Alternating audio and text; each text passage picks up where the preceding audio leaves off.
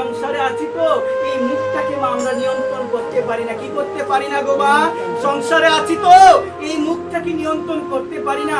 এই মুখটা অনর্গল কথা বলে যায়, 100টা কথা বলে 90টা কথা খারাপ কথা বের হয়, কিন্তু মা গোবিন্দের কথা একটু বের হয় না। একবার বের হলো শাস্ত্রে বলা হলো গীতার মধ্যে, মা গো গোবিন্দের কথা কারা আলোচনা করতে পারে গো মা? গোবিন্দের কথা তারাই আলোচনা করতে পারবে যারা মন এবং চিত্ত আমার রাধারানীকে, আমার গোবিন্দকে দিতে পেরেছে। বলো মা রাধা।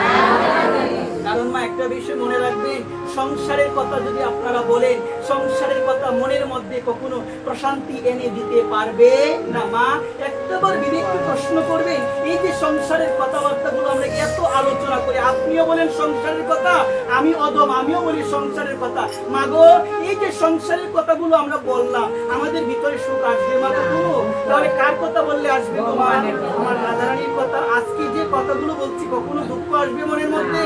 কখনো আসবে না। কারণ ভগবানের কথাই আমাদের সুখ দিতে পারে, ভগবানের কথাই আমাদের শান্তি দিতে পারে, ভগবানের কথা একমাত্র কথা যে কথার মধ্যে আনন্দ রয়েছে, আর বাকি কোনো কথার মধ্যে মাগো আনন্দ নয়। বলো মা রাধে।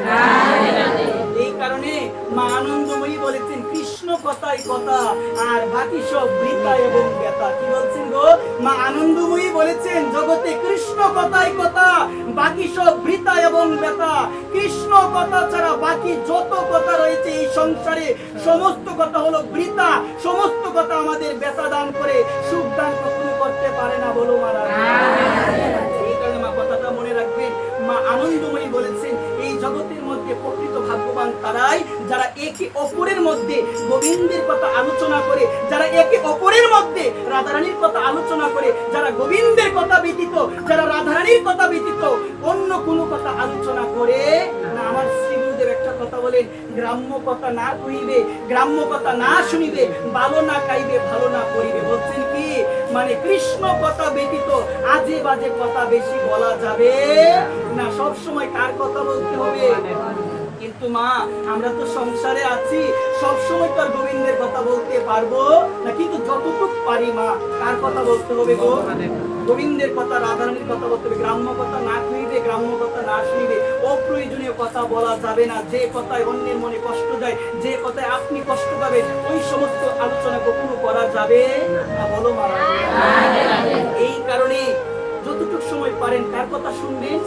গোবিন্দের কথা শুনবেন। যতটুকু সময় পারেন কার কথা বলবেন? গোবিন্দের কথা বলবেন। আপনার পরিবারে বিকালে তো কোনো কাজ অনেক সময় থাকে, অনেক পরিবারের মধ্যে বিকালে কোনো কাজ থাকে না। বিকালে কি হয় গো মা?